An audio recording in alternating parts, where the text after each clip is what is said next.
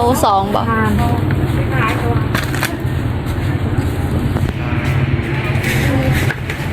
นี่เนาะเลยโอ้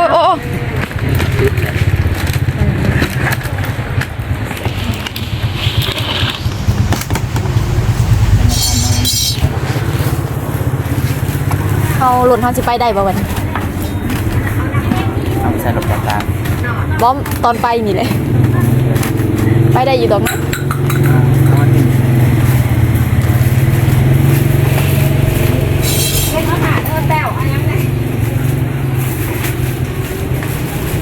เรียนตัวใหญ่กูแสนหาอยู่ซ้ายอยู่บ้านอยู่บ้านโดนเฮ็ดจ้างอ่ะนะงานยังโอ้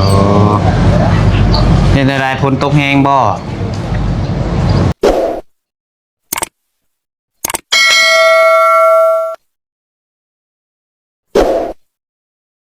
ไปพี่น้องค่ะกับทักทายสบายดีเด้อพี่น้องเด้อนะเปิดภาพเปิดคลิปมากะอยู่ตลาดตะลี่พี่น้องตลาดเซาเซโนเฮาพี่น้องสิพาไปซื้อหยังเบิ่งนำกันเด้อพี่น้องเด้อมื้อนี้เลาะเบิ่งก่อนหาอาหารก่อนพี่น้องเอ้ยอาหารได้บ่าวบ่ใส่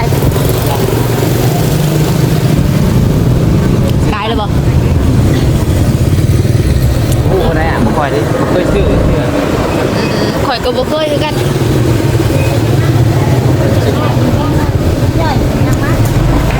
มีเครื่องไม่ถวายก่อน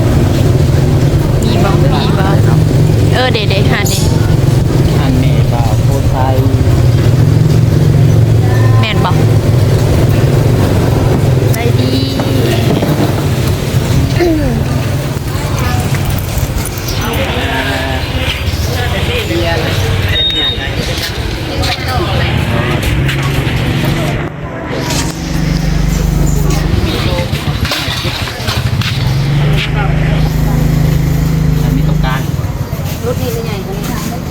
รุดนี่แล้วก็3ขนาดเป็นก็2คนก็3ตัวนี้เท่าไหร่ คู1แสนหา ตัวนั้นนี่ ตัวนี้คู1แสน3ตัวเด้อ3แสน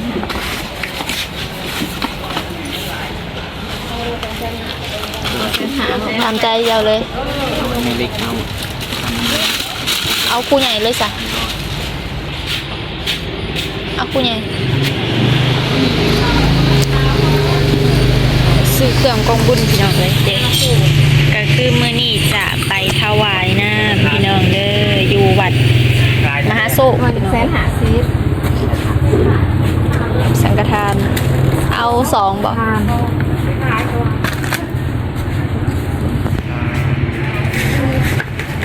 นี่เนาะเลยโอ้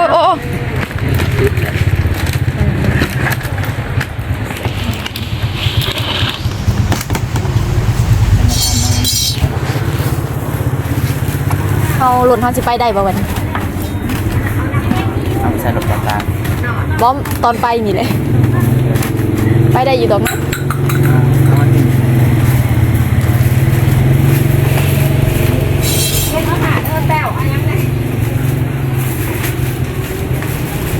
เรียนตัวใหญ่กูแสนหา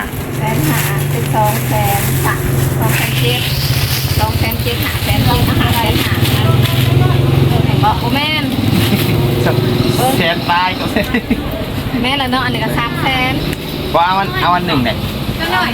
ตัวน้อยตัวใหญ่3แสน4แสน4แสน9 เจ้าเนาะแม่นตัวใหญ่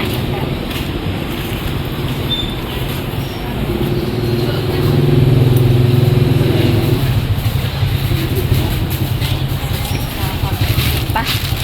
ขอเงินนอกเลยบอกว่า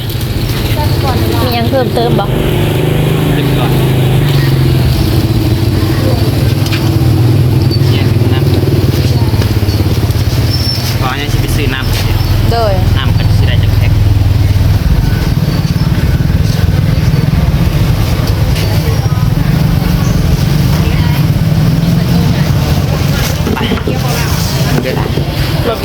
ไ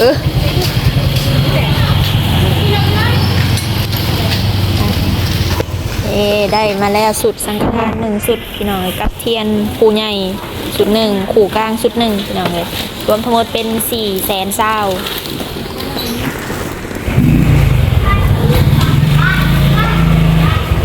ไปหาซื้อน้ำบอกวันนี้หรือว่าจังใด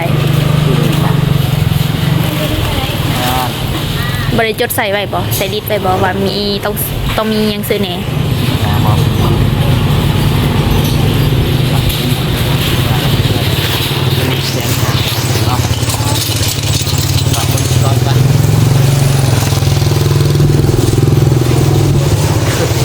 ก็ได้เห็นนั่นนี่ได้บริเตรียมนี่เนาะ คอยคิดว่าเจ้าเตี้ยมไม่ได้คอยจึงบ่อันนะนะเจ้า คิดว่าอยู่ซื้อนะแบบเขาจะซื้อตามงบประมาณ โดย มีกำไรกับนั่น โดยได้สักถ่ายภาพบรรยากาศไปเลยเด้อพี่น้องเลยอยู่ตลาดเศร้าเลยตอนนี้ตลาดเศร้ากับชิวนุ่นแม่พี่น้องเลยเพราะว่าเป็นตลาดใหญ่ของเซโน่เลยพี่น้อง เงินกับเบิดอะไรเงินใส่ก็ต้องกินนัว ข่อยอยากกินข้าวปุ้นน้ำไม้ข่อยนะอยู่เทิงผู้แล้ว เรื่องไหนบ้าง เอ้าหม่องเขาไปกินทันเอง โอ้นะพวก โดย พวกซื้อตลาด มีบ่อะไรอยู่ตลาดมีกระซื้อข่อยบ่ฮู้ว่าตลาดมี คนนำมันมาโดยไม่ได้กินเมื่อไหร่เด้ แม่น ตัวแม่ซื้อ เขาบ่ฮู้ว่าเราซื้ออยู่ไสเขาบ่จื้อกับบ่ฮู้กับบ่มั่นใจนะว่าตลาดมีขายหรือบ่หันนะเพอปกติก็เห็นแต่ในเขตอยู่เทิงผู้ใดแถวซิโนในเมืองผู้ใดแถวห้านเวียด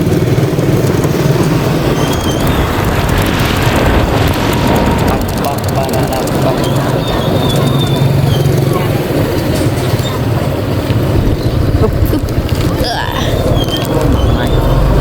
นี่คือเรียนน่ะใหญ่เลย อย่าอีกเลยจักโลเท่าไรเด้น้องคนขายเนี่ย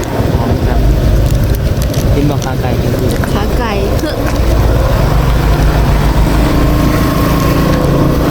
น้ำท่วม โลน้ำท่วมเลย น้ำท่วมกาแฟบ้าง อึ๊บจังหวะเด้อไปได้บ่เนาะได้อีดอกเนาะขนาดเพิ่นยังไปได้หักสูงบ่ลงเบื้องนั้นน่ะ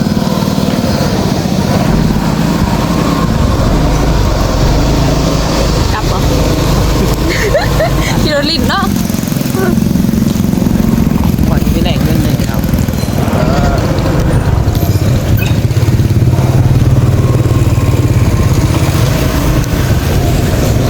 ซื้อคำบอก ซื้อ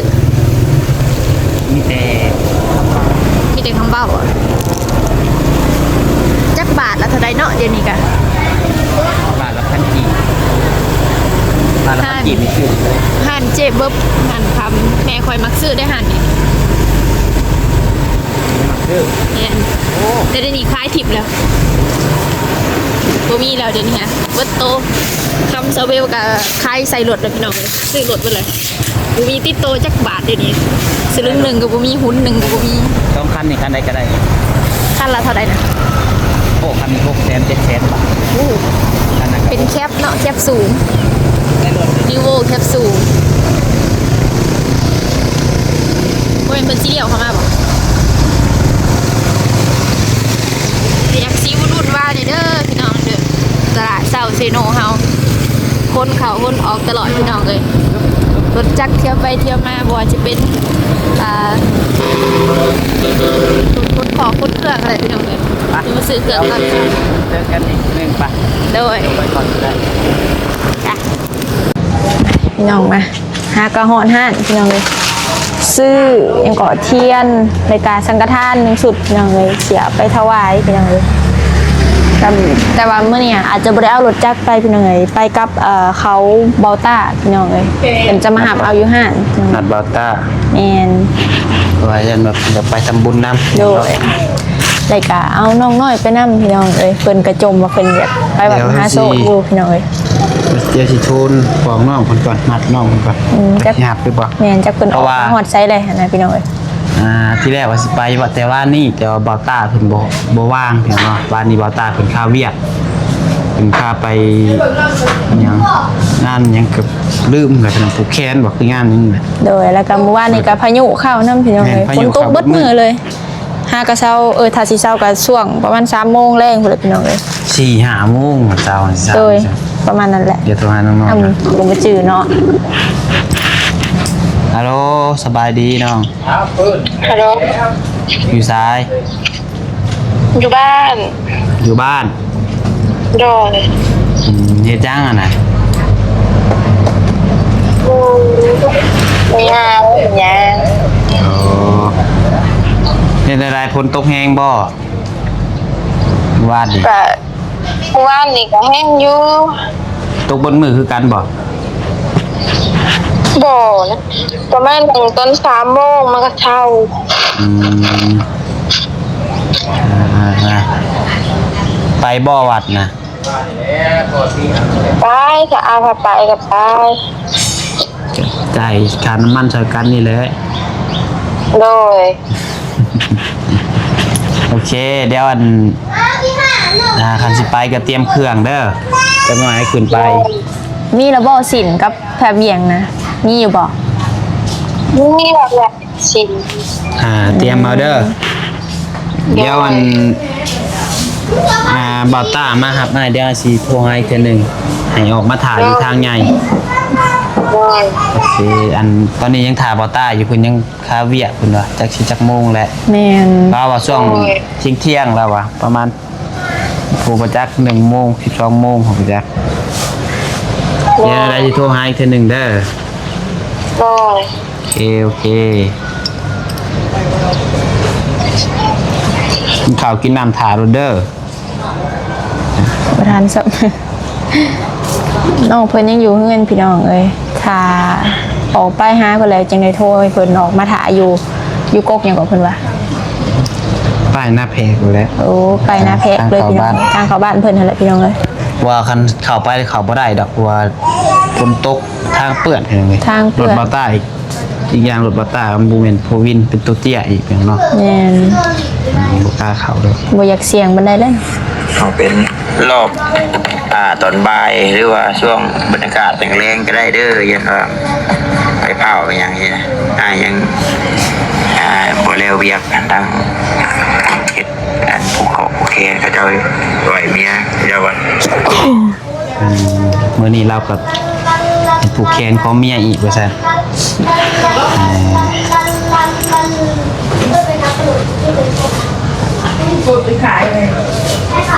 ประมาณจักโมงไงเพราะว่าเฮาบอกน้องน้อยเพิ่นแล้วกับเฮาซื้อเครื่องซื้อหยังแล้วยังเหลือแต่น้ำเอามาถ่ายอยู่ห้านพี่เด้อคันว่าอ้ายมากก็มาแวะอยู่ห้านพี่เด้อ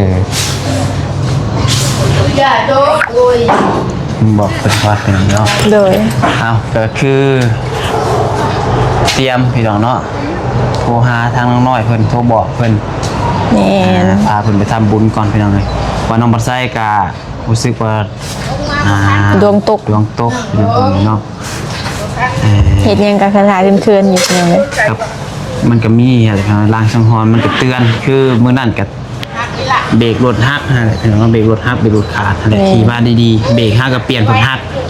เป็นงงพี่น้องเนาะมัน2 มือซ้อนติดรถทัวร์เขามาเบรกฮักพี่น้องเนาะ ใครแต่รถบ่ล่มพี่น้องเอ้ยเกือบน็อตหาเขากงรถพี่น้องถ้าเขากงรถนี่รถล่มเบิดซองรถล่มแล้วก็เจ็บเบิดซองนะพี่น้ ส่ อง ง เพิ่นร้านผู้ใดกินข้าวเที่ยงกินข้าวเพลนแล้วจังขึ้นไปแบกนำจัดกำลังสิออกเมื่อส่งเพิ่น จังหน่อยผมกินข้าวเที่ยงแล้ว พอดีเลย พอดีแหละอันนี้ก็ไปกินข้าวเช้า แม่น 42 โมงเลย แม่น ไปซะเนาะมีแต่ว่าเต็มเครื่องเต็มของกินข้าวกินน้ำถ่าเพิ่น เด้อเจ้าเอาระบบพาเวียงเจ้า เอาแล้ว ไปสายกินข้าวกินน้ำมันพี่น้องเลยเดี๋ยวจังหวะกันเด้อพี่น้องเด้อไปแล้วจึงไปต่อผู้หลายพี่น้องเลยไปพี่น้องนะสำหรับคลิปนี้ก็จะได้ขอจบคลิปปิดคลิปไปเพียงเท่านี้เด้อพี่น้องเด้อเดี๋ยวจึงว่ากันพี่น้องเลยถ้าติดตามตอนต่อไปพี่น้องเลย สำหรับคลิปนี้ก็บ่มีหยังหลายเด้อพี่น้องเลยฝากพ่อแม่พี่น้อง FC เป็นกำลังใจให้ทางเซลเบลบาปัดไซนี่เด้อพี่น้องเลยสำหรับคลิปนี้ลาแล้วสบายดี